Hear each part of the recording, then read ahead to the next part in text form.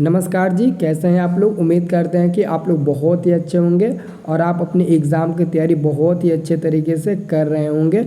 तो इस वीडियो में हम लोग भूगोल का इम्पोर्टेंट ऑब्जेक्टिव क्वेश्चन देखने वाले हैं और इस क्वेश्चन को आप लोगों को अभी और इसी वक्त एकदम याद कर लेना है, क्योंकि ये इम्पोर्टेंट है, इसलिए मैं आपको बता रहा हूँ। ठीक है, तो अच्छे से आप लोग याद कर लेना सभी क्वेश्चन को एक एक करके। ठीक है, तो चलो मैं आज ज़्यादा समय नहीं लूँगा, मैं बताना स्टार्ट करता हूँ। ठीक है, मेरे साथ साथ आप लोग भी मतलब कि याद कर लेना। और एक और बात मैं आपको बता दूं, जो लोग टेलीग्राम नहीं ज्वाइन किए हैं ज्वाइन करो। मैं आपको हमेशा टेस्ट लेते रहता हूं, समझ लो कि डेली आपका टेलीग्राम पर टेस्ट मैं लेता रहता हूं, इसलिए आप लोग टेलीग्राम जरूर ज्वाइन करें, लिंक आपको डिस्क्रिप्शन में मिल जाएगा। ठीक है, तो देखो आपका क्वेश्चन क्या है। देखो आपका ये पहला क्वेश्चन है भूगोल का, आपका ये पहला क्वेश्चन है, बहुत ही इंपॉर्टेंट क्वेश्चन है।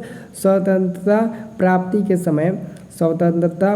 के समय सड़कों की कुल लंबाई कितनी थी। सड़कों की कुल लंबाई कितनी थी, तो देखो यहाँ पर ऑप्शन नंबर बी को 1.46 लाख किलोमीटर, 1.46 लाख किलोमीटर। ठीक है, यही आपका आंसर होगा, बी नंबर वाला।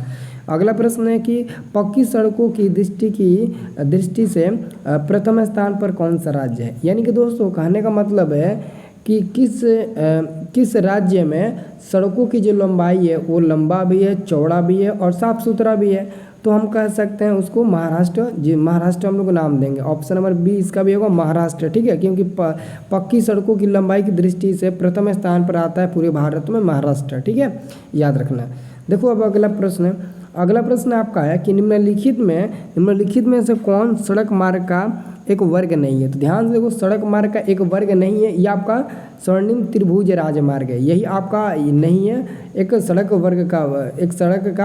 वर्ग नहीं है, बाकी सब है। तो हम लोग आंसर सी नंबर पर टिक लगाएंगे। ठीक है, अब देखो नेक्स्ट प्रश्न, अगला प्रश्न कहा था कि भारत के किन शहरों में मेट्रो रेल सेवा उपलब्ध है। तो देखा जाए तो अभी तो बहुत शहरों में मेट्रो रेल सेवा उपलब्ध है, लगभग हमको लगता है कि 15 शहरों में ना, अभी फिलहाल 15 शहरों में मेट्रो रेल सेवा उपलब्ध है। लेकिन इसका जो आंसर है वो क्या होगा, कलकत्ता टू दिल्ली। क्या होगा, कलकत्ता एवं दिल्ली। ठीक है, किताब का आंसर हम लोग यही आंसर देंगे, देना पड़ेगा, मजबूरी है जी, ऑप्शन में वैसा ही दिया है, ऑप्शन में जैसे दिया उससे तो सब जगह पर है। ठीक है, लेकिन हम लोग आंसर देंगे, बिल्कुल देंगे, हमारा आंसर बिल्कुल ए नंबर वाला ही सही होगा। ठीक है, अगला प्रश्न है कि किस वर्ष इंडियन एयरलाइंस को इंडिया नाम दिया गया, किस वर्ष। तो 2005 ईस्वी में। कब दिया गया था जी, तो 2005 ईस्वी में दिया गया था, समझ रहे हो ना। तो आंसर हमारा क्या मिल जाएगा, डी नंबर वाला। ठीक है, चलो अगला प्रश्न देखो। अगला प्रश्न आपका है कि भारतीय अंतर्देशीय जलमार्ग प्राधिकरण का गठन किस वर्ष किया गया था। तो 27 अक्टूबर 1986 ईस्वी में। ठीक है, तो यहाँ पर 27 अक्टूबर नहीं लिखा, लेकिन मैं फिर भी आपको बता देता हूँ 27 अक्टूबर 1986 ईस्वी में। ठीक है, अच्छे से उसको याद कर लेना। ठीक है, और देखो जी, अगर आपके घर में कोई छोटा भाई हो या फिर आपकी छोटी बहन हो तो एक काम करो, मैं उन सब के लिए भी मैं मतलब कि क्लास स्टार्ट करने वाला हूँ। जैसे मैथ साइंस हो गया, उन लोगों को भी मैं पढ़ाऊँगा, तो उसका उन लोगों के लिए अलग से चैनल में बना कर रखा हूँ, तो आप लोग जाकर चैनल को सब्सक्राइब कर लीजिएगा। देखो जब तक 500 सब्सक्राइबर नहीं होगा तब तक मैं स्टार्ट नहीं कर पाऊँगा, यानी कि तब तक उस पर लाइव हम नहीं आ सकते। ये तो रूल के खिलाफ है कि जब तक आपके पास 500 सब्सक्राइबर नहीं हो जाते तब तक आप लाइव नहीं आ सकते हैं। तो देखो, अगर आप अपने भाई और अपने बहन के लिए मदद करना चाहते हो कि हमारा भाई भी पढ़े और हमसे मतलब कि अच्छा वो पढ़े, हमसे नॉलेज उसके पास अच्छा हो, तो मैं उन लोगों के लिए भी मैं तैयार हूँ। ठीक है, बस आप लोगों को थोड़ा सा हेल्प चाहिए। डिस्क्रिप्शन में लिंक दिया हूँ। अगर आपका भाई अभी फ़िलहाल अगर आपका भाई 7वीं क्लास में, तो 7वीं क्लास का अलग ही आपको लिंक मिल जाएगा, 6वीं 5वीं का अलग मिल जाएगा, 8वीं 9वीं का अलग मिल जाएगा। तो देख लो, डिस्क्रिप्शन में जाकर आप लोग चेक कर लेना, सब चीज़ आपको मिल जाएगा। ठीक है, और थोड़ा सा मदद कर देना। देखो वो लोग थोड़ा सा आप लोग मदद करोगे ना, तो ये मदद आपके भाई और आपके बहन के ऊपर जाएगा। ठीक है, तो ये आप लोग देख लो। ठीक है, चलो अब देखो अगला क्वेश्चन क्या है। अगला क्वेश्चन हम लोग देखेंगे इनौर पतन। देखो इनौर पतन कहाँ है, तो इनौर पतन आपके तमिलनाडु में स्थित है। अभी आप लोगों ने हाल फिलहाल में देखा होगा, उड़ीसा में बालासोर में ट्रेन हादसा हुआ था, जिसमें कोरोमंडल नाम का भी ट्रेन शायद उसमें लड़ी थी। ठीक है, कोरोमंडल लड़ी थी ना। तो देखो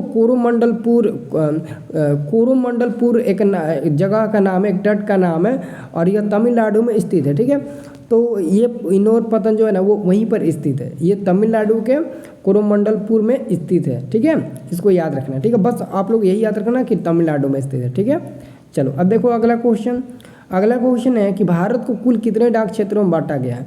देखो अगर देखा जाए तो भारत में हम लोग कुल मतलब कि भारत में डाक क्षेत्रों को 9 भागों में बांटा गया है, 9 क्षेत्रों में बांटा गया है, लेकिन हम लोग उसमें से 8 ही लेते हैं, एक अलग ही कैटेगरी का बन जाता है, ठीक है, इसलिए हम 8 चूज़ करते हैं, यानी कि 8 लगाते हैं, ठीक है।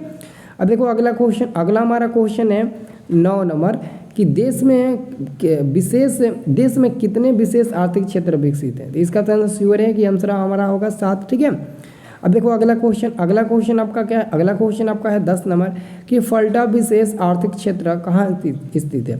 फल्टा विशेष आर्थिक क्षेत्र आपके पश्चिम बंगाल में स्थित है। ये तो सबको पता होगा मेरे चुन्नी मुन्नी, सबको पता है ना, तो आंसर हमारा हो जाएगा बी नंबर वाला, ठीक है। तो एक काम करो, कोई काम ना करो, जाओ आराम से पढ़ो, अच्छे से पढ़ो, और सब लोग चैनल को सब्सक्राइब कर लेना, क्योंकि हम लोग शाम को डेली डिजिटल बोर्ड पर शाम को 7 बजे क्लास करते हैं। कितने बजे? एकदम 7 बजे, एकदम राइट शाम को। तो सारे लोग शाम को 7 बजे हमारे साथ जुड़ना। जो भी परेशानी होगा मैं तो एकदम मिनट में आपको ऑलराउंडर बना दूंगा, ठीक है। बस आप लोग आ जाना शाम को 7 बजे, ठीक है। चलो बहुत बहुत शुक्रिया आपका सभी का।